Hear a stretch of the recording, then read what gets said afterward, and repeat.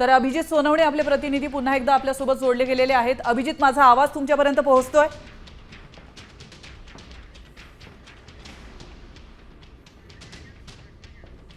अभिजित, आपण पाहतोय तृप्ती देसाई यांनी देखील अनेक दावे केलेले आहेत, टीका केलेली आहे, पोलीस प्रशासनावर त्यांनी सडकून टीका केलेली आहे। सातपुते हे आम्हाला माहिती देत नाही असं त्यांचं म्हणणं आहे। काय अधिक अपडेट समोर येत आहेत?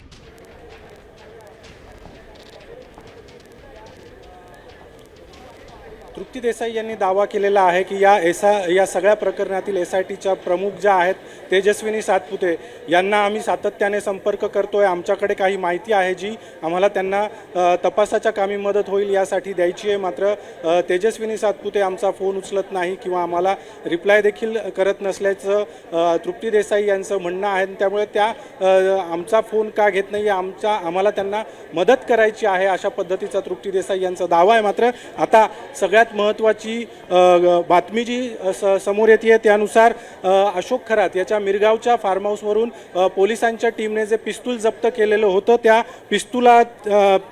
त्या पिस्तुलाच्या माध्यमातून 5 जणांचा नरबळी दिल्याचा संशय SITला आहे अशा पद्धतीचा युक्तिवाद सरकारी वकिलांनी केलेला आहे। त्यामुळे अशोक खरात याला पुन्हा एकदा 7 दिवसांची पोलीस कोठडी दिली जावी अशा पद्धतीची मागणी सरकारी वकिलांकडून करण्यात आलेली आहे। सोबतच त्याने हरणाची देखील शिकार केल्याचा संशय जो आहे तो SIT टीमकडून व्यक्त करण्यात आलेला आहे आणि लैंगिक अत्याचार प्रकरणातले जे डिजिटल पुरावे जमा करायचे आहेत त्यासाठी आणखी 7 दिवस अशोक खरातला पोलीस कोठडी द्यावी अशा पद्धतीची मागणी सरकारी वकिलांकडून करण्यात आलेली आहे। सोबतच यामध्ये आणखीही काही महत्त्वाच्या घडामोडी ज्या आहेत त्या आतमध्ये आपल्याला युक्तिवादादरम्यान घडताना बघायला मिळतात। खरातने नेमके जे खडे तो लोकांना महागडे खडे म्हणून द्यायचा, ते खडे नेमके कुठून आणायचा, त्यासोबतच जे 21 जिवंत काडतुसं त्याच्याकडे सापडलेली आहेत, ती काडतुसं आणि 5 वापरलेली काडतुसं सापडलेली आहेत, या सगळ्या संदर्भामध्ये देखील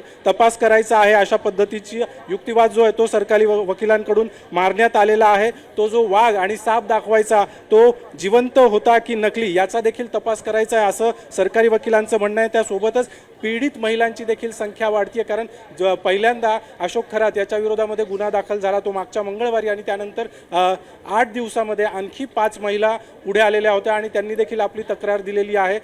SIT टीमने देखील आवाहन केलेलं आहे की ज्या महिलांसोबत अशोक खरात याने लैंगिक अत्याचार केले असतील त्यांनी समोर यावं, त्यांची कुठलीही ओळख त्या ठिकाणी लपवून ठेवली जाईल आणि त्यांनी आपली तक्रार द्यावी। त्यामुळे पीडित महिलांची संख्या वाढतीये, तक्रारींची संख्या वाढतील, त्यामुळे अशोक खरात याला पोलीस कोठडी देण्यात यावी अशा पद्धतीचा युक्तिवाद केला जातोय। सोबतच अशोक खरात याच्या घरझडतीमध्ये राजमुद्रा देखील मिळालेल्या आहेत आणि त्यामुळे या सगळ्या बाबींचा म्हणजे जे पुरावे सगळ्या तपासादरम्यान SIT टीमला पोलिसांच्या पथकाला मिळतात त्या सगळ्यांचा तपास करण्यासाठी आणखी 7 दिवसांची पोलीस कोठडी अशोक खरातला कोर्टाने द्यावी अशा पद्धतीचा युक्तिवाद जो आहे तो सरकारी वकिलांकडून केला जातोय। एकूणच आपण जर बघितलं तर या सगळ्या प्रकरणामध्ये आता गांभीर्य जे आहे ते मोठ्या प्रमाणात वाढलेलं आहे, कारण अशोक खरात याचे केवळ महिलांचं लैंगिक शोषणच नाही तर त्याने मागच्या काही वर्षांमध्ये या ज्योतिषशास्त्राच्या नावाखाली जो काही